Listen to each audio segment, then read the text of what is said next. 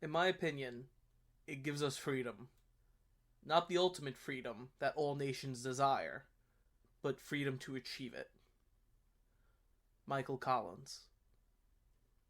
So after the 5 Irish representatives were sent to England to negotiate what Ireland was taking as a full liberation of Ireland, but the British government was not prepared to abide that.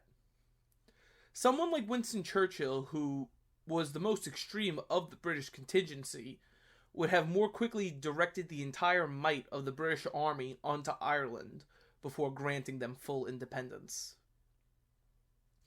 But this is something a person like Eamon de Valera knew.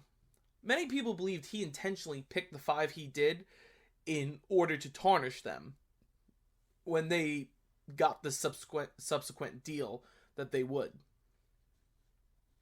But these 5 men were also given the power of plenipotentiaries. Now, I know I definitely just butchered that. But now, a lot of people are probably saying, Tim, what did you just say? To make it simple, they were diplomats who were not required to get the government's okay.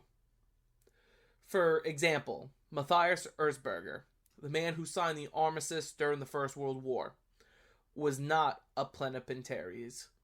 He was restricted and had to tell Hindenburg of the French terms before the armistice could be signed.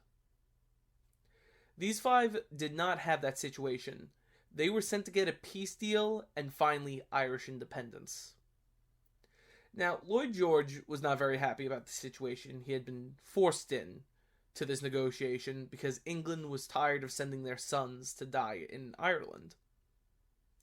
So from July to December, the delegations met and wrote out the following points.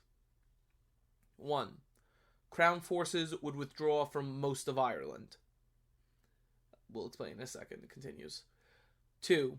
Ireland was to become a self-governing dominion of the British Empire, a status shared by Australia, Canada, Newfoundland, New Zealand, and the Union of South Africa. 3.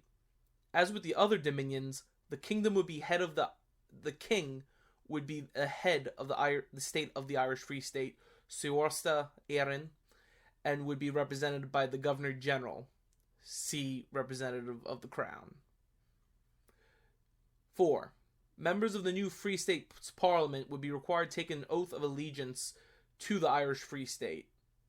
A secondary part of this oath was to be faithful to His Majesty, King George V, his heirs and successors by law, in virtue of the common citizenship.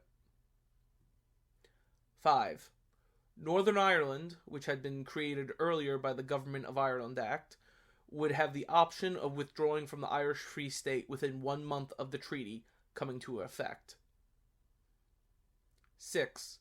If Northern Ireland chose to withdraw, a boundary commission would be constituted to draw the boundary between the Irish Free State and Northern Ireland. 7. Britain, for its own security, would continue to control a limited number of ports, known as treaty ports, for the Royal Navy. 8.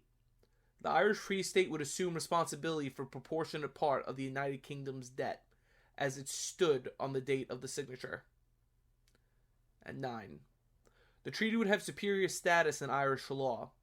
In the event of a conflict between it and the new 1922 Constitution of the Irish Free State, the treaty would take precedence.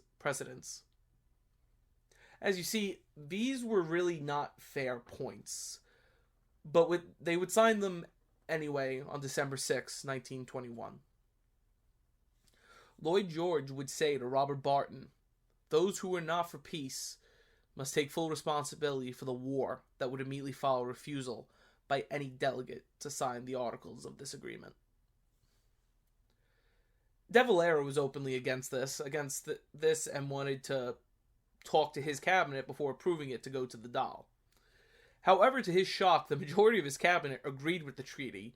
Again, you got to understand, we talk about like the American War for Independence was about 20 years, so was the Irish, and it was an industrial one. So they were all exhausted at this point. Starting from, you could debatably say that, like I said in my first video, this started all the way back in 1850. So the majority voted in favor of it and pushed it to the Dáil na hÉireann. Now, the first Dáil debates were heated. IRA officers would even enter voicing their opinions, wondering what they had fought for if they were still under the thumb of the crown.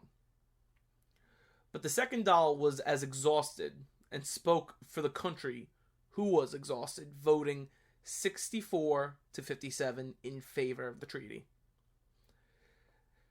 Now, their Dáil would need to be elected, but this is where De Valera was trying to use the situation to his advantage. Sinn Féin, as seen in the vote, had split down the middle. You had pro-treaty half and the anti-treaty half. De Valera planned for his anti-treaty side to win more votes and with it be able to revoke the treaty and declare the Irish Republic instead of a free state. But Michael Collins and Arthur Griffith led what became known as the pro-treaty or peace side. The elections of June 1922 would be a pro-treaty landslide. With 239,000 votes, Collins and Griffith were victorious, holding 58 seats in the Dáil and also having a coalition with the other parties, giving them a safe control of the legislature.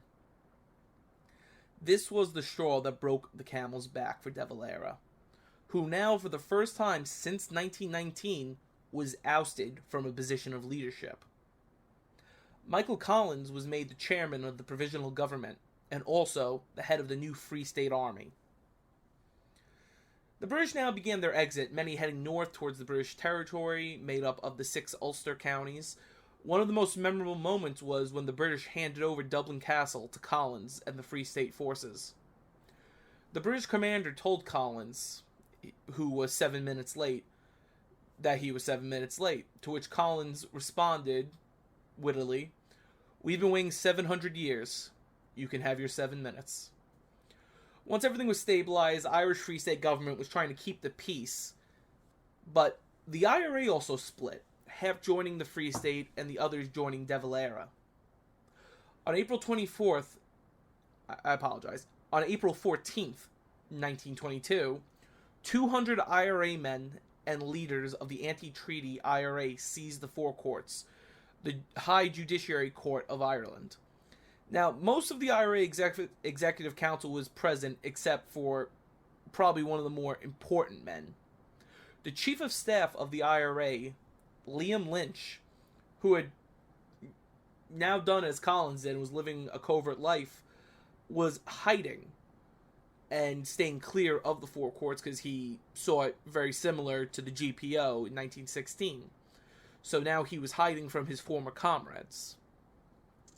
Now, the British were getting furious at this because this was not only an insult to the Free State, but it was also an insult to the Crown.